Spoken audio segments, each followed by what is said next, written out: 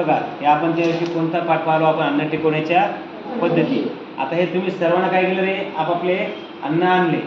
मग हे अन्न किती दिवसानं खायच्या योग्य आहेत का हे आता तुम्हीच तपासणार आणि तुम्हीच सांगणार. आता हे भात कोण आणला होता? वैष्णवीने. आता बघू आता आपण हा भात कसा आहे ते खाण्यासाठी योग्य आहे का. पहिले शशांकले ट्राय करू. शशांक खाऊ नको इकडे. वास घेऊन पा कसा वास आहे याचा, कसा वास आहे सगळ्यांना पा वास घेऊन कसा आहे ते, कसा आहे ते. खाऊ शकतो का या अन्नाला आपण? खाऊ शकतो का? खाऊ शकतो म्हणजे हे अन्न कसं खाण्यात योग्य नाही. का बरं नाही? कारण याच्यामध्ये काय झालं, बॅक्टेरिया जंतू वाढले. बरोबर आहे. का जंतू वाढले बरं? कारण या अन्नामध्ये काय आहे, ओला म्हणजे हे अन्न शिजलेलं अन्न आहे, ओलं अन्न आहे. बरोबर आहे. आणि आपण कोणत्या वातावरणात ठेवलो त्याला? साध्या आपल्या वर्गाच्या वातावरणामध्ये.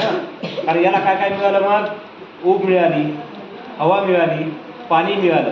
त्यामुळे इथं काय झालं, बॅक्टेरिया जंतू तयार झाले. आता दुसरं पहा, हे काय रे? चिप्स. ही चिप्स खराब झाली का? नाही. का? कारण आपण ही तळून घेतली होती अगोदर.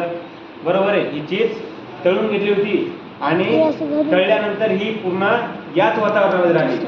कालांतराने हिला उग्रवास येऊ शकतो, पण ही 2 ते 3 दिवसात खराब झाली का? नाही. हात लावून पहा सर्वजण. आहे का खराब आहे का? आहे खराब. फिरणा खायचं का? पहा सर्वजण पहा. पाहिली आहे.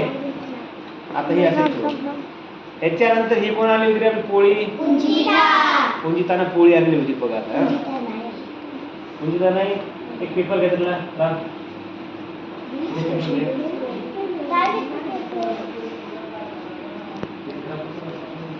बरं राहू द्या. इकडे बघा ही पोळी पहा, सगळं जण पहा. आता या पोळीवर काय झालं रे? देवाशी इकडे दाखव. काय झालं या पोळीवर बघा. काय आलं? कुठून आली रे बुरशी? या डब्यात होती का अगोदर? पण आली कुठून? कुठून आली पहा. सगळेजण पहा, हाती घेऊन पहा. सर्व जण पहा, निहाळून पहा. ही बुरशी आली कुठून? आपण टाकली का नाही बुरशी? काढ ठेव इथं, ठेव तुकडा काढून ठेव. सगळेजण पहा इकडं. सगळ्यांना साईड अंदर सोड. आता बघा ही जी आपली पोळी आहे, हे बघा बुरशी कशी काळी काळी आहे. कुठून आली बुरशी?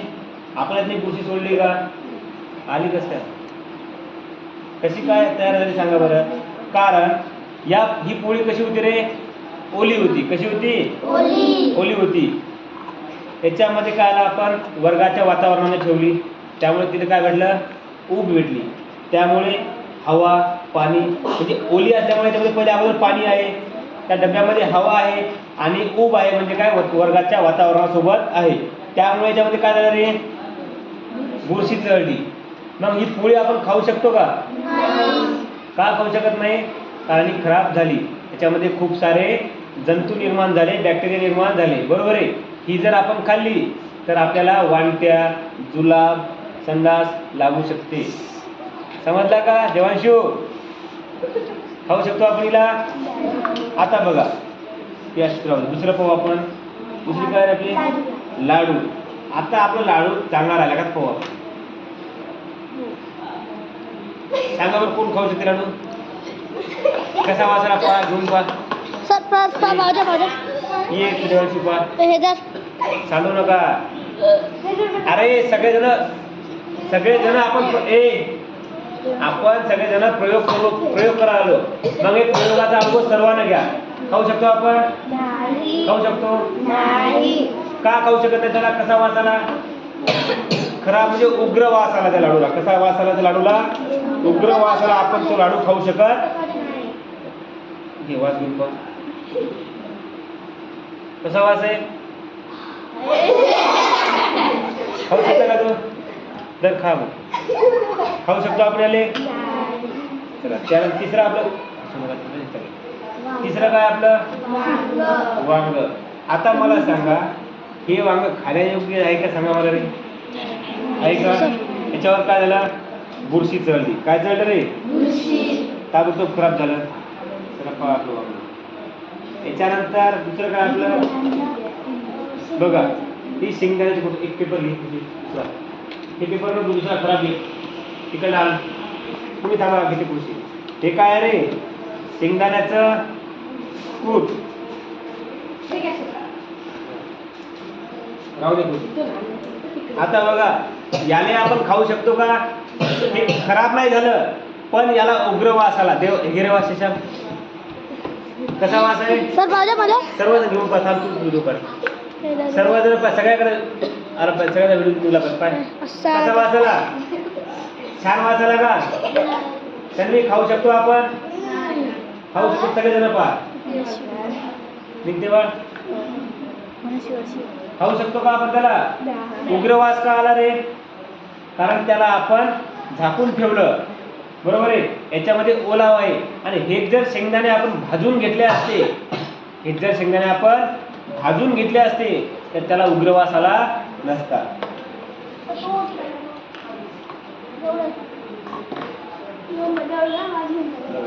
आता याच्यानंतर काय आपले भाजलेली बरणी पाव हे काय रे पाव पुन्हा आणला पाव आता शशांक शशांक बघ बरं पाव छान आहे का कसा आहे वास चांगली आहे का घेऊन पाय वास येतं ये बरं का शशांक गेले वास चांगली आहे का मला सांगा तुम्ही खाऊ शकता का वास घेऊन पहा कशी वास सुटला त्याला खाऊ शकतो आपण वारी खाऊ शकतो का हे खाऊ शकतो आपण त्याने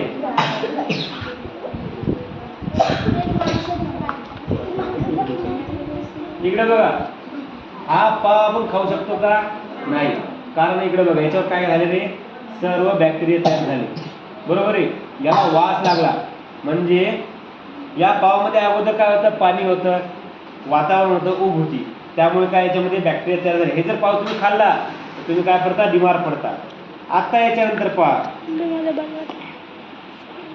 याच्यामध्ये काय रे भाजलेली पोळी आता मला सांगा या पोळीत आणि या पोळीत काय फरक आहे रे पोळी ही पण आणि ही पण ही पोळी कशी होती भाजलेली त्यामुळे काय झालं याच्यामधलं पाण्याचा ओलसरपणा काय झाला निघून गेला काय झाला निघून गेला त्यामुळे याच्यावर बॅक्टेरिया जंतू तयार झाले नाही बुरशी तयार झाली नाही किंवा या पोळीला वास पण लागलेला नाही म्हणजे अन्न टिकवण्याचे असेल आपल्याला तर सर्वात महत्त्वाचं काय त्या अन्नामधून आपल्याला काय करावं लागेल की पाणी जे आहे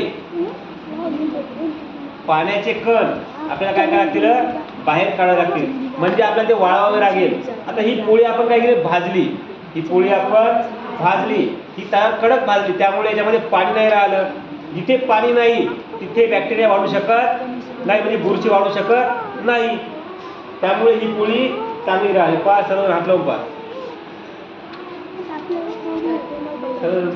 खाऊ नका फक्त पहा आहे ना म्हणजे ही पोळी आपण किती दिवस टिकवू शकतो आणि केव्हा खाऊ शकतो अन्न म्हणून हिचा वापर करू शकतो का खाल्ले समजलं तुम्हाला प्रत्येकाने